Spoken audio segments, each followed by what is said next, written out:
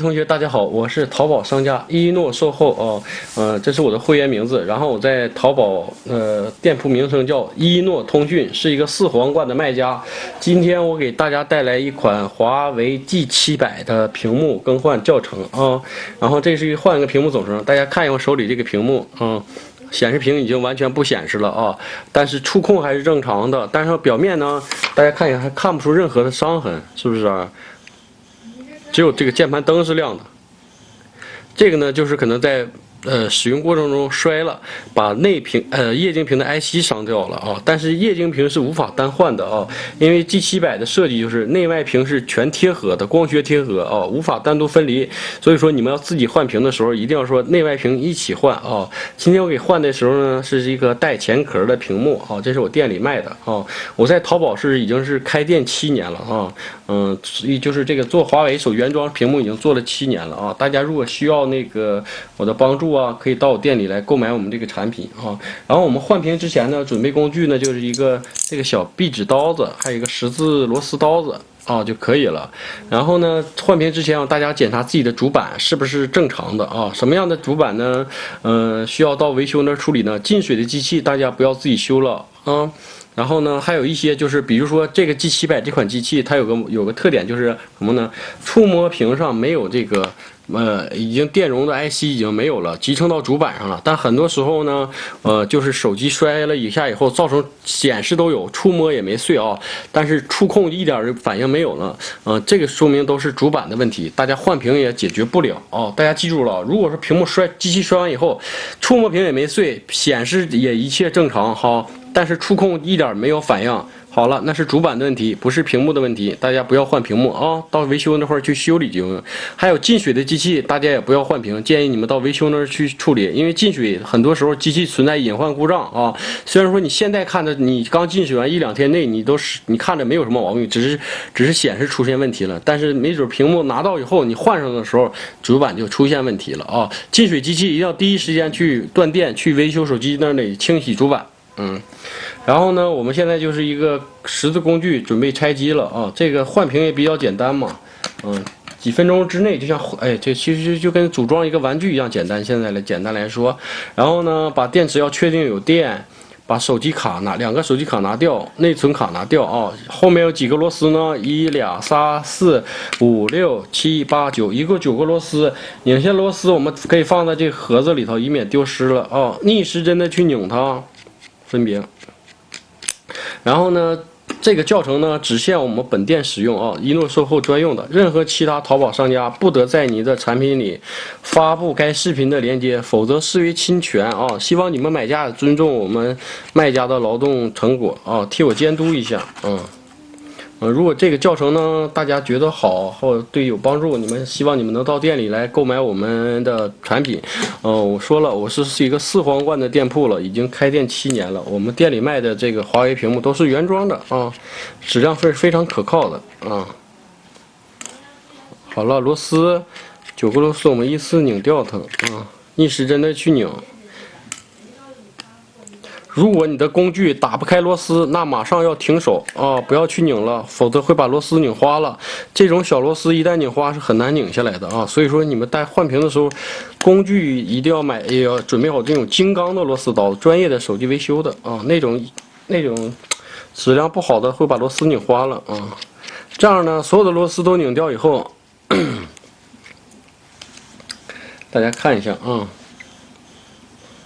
我们就可以把这个放在一旁了啊，然后呢，看一下，找个方向啊，底下抠一下，往上翻一下啊，翻到这个时候翻不动了，大家不要用力去翻，会把壳子掰断了啊。用手指甲去划一下这个位置啊，大家看一下，一划，然后这侧也是一划，这样呢，整个呢盖儿一翻开就可以了。翻开盖以后呢，大家看一下后盖有什么？这个是中壳啊，中壳有什么啊？这个天线触点啊，有可能是信号天线的，有可能是 WiFi 天线的。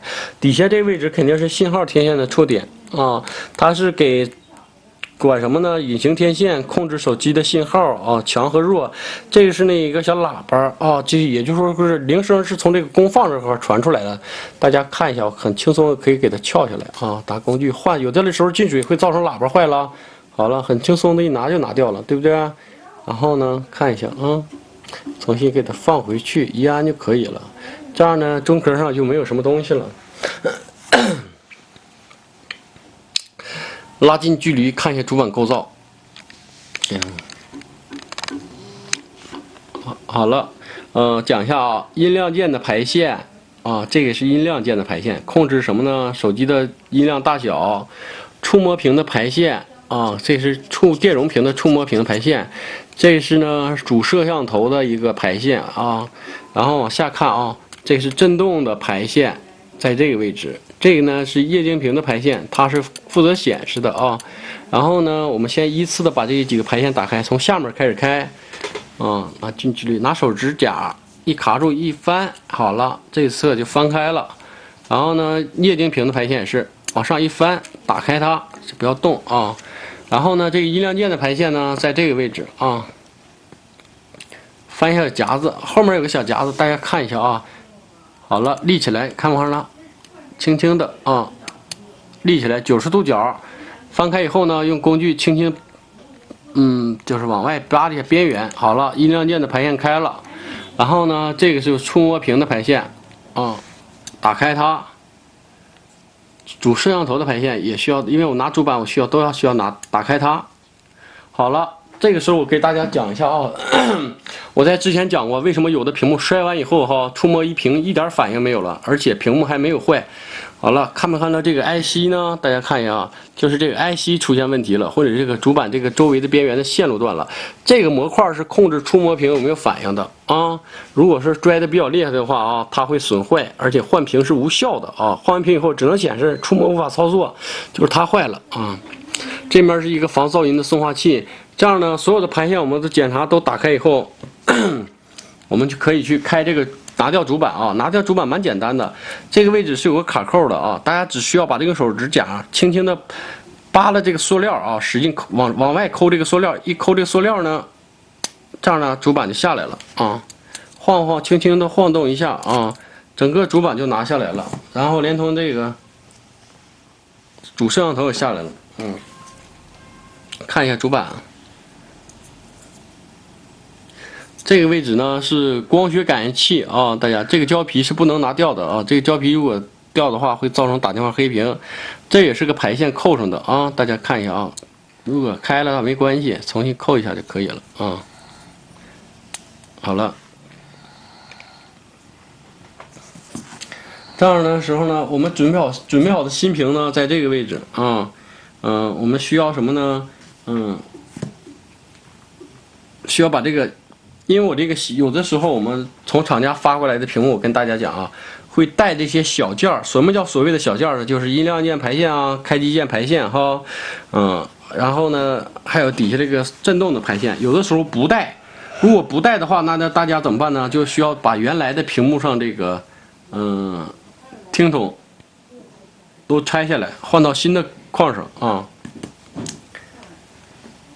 还有这种，你看，这个入网标啊，还有这个标，拿吹风机一吹，轻轻的在上边上一撕，就可以给它撕下来啊，边吹边撕，大家记住了啊，就可以把这个标吹下来啊。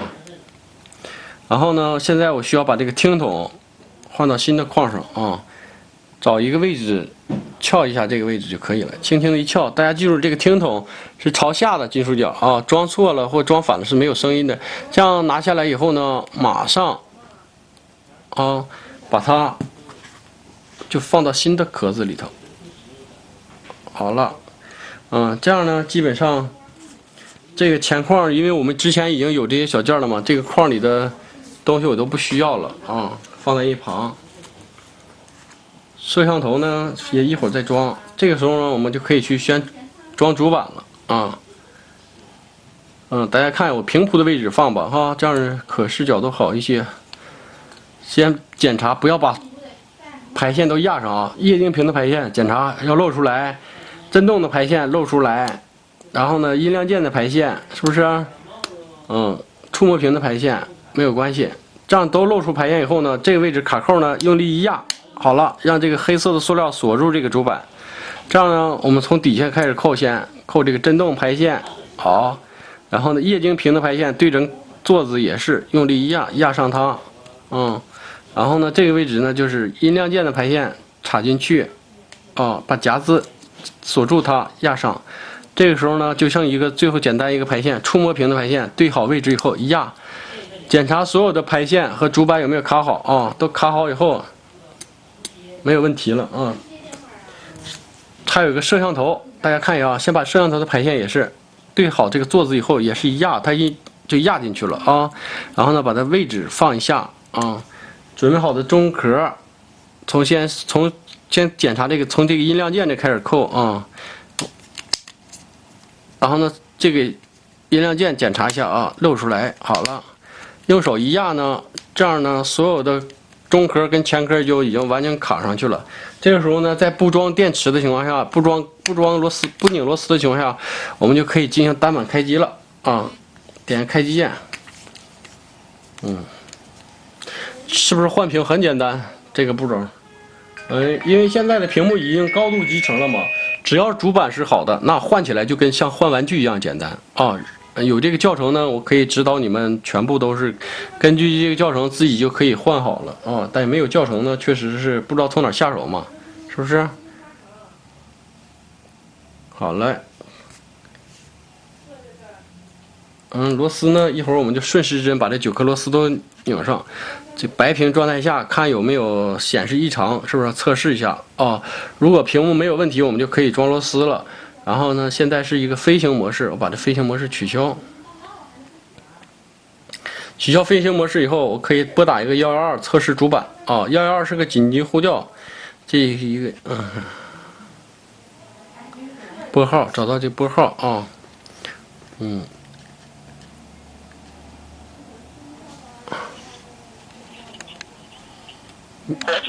免提开，拨号正常，测试感应好了，挡住黑屏正常，离开以后都显示正常，那这个屏幕就是没有问题了已经测试好了。因为大家在淘宝上买屏幕嘛不装机的话是无法确定是好坏的，是不是这个方法呢，现在我们不拧螺丝之前就把它测试好以后没有问题确定没有问题了可以继续装机了，电池可以断电了这9颗螺丝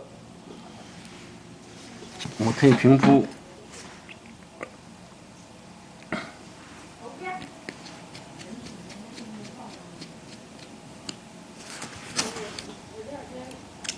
这螺丝呢，大家那个顺时针拧就可以了螺丝我就不一一给大家演示了因为很简单这个东西。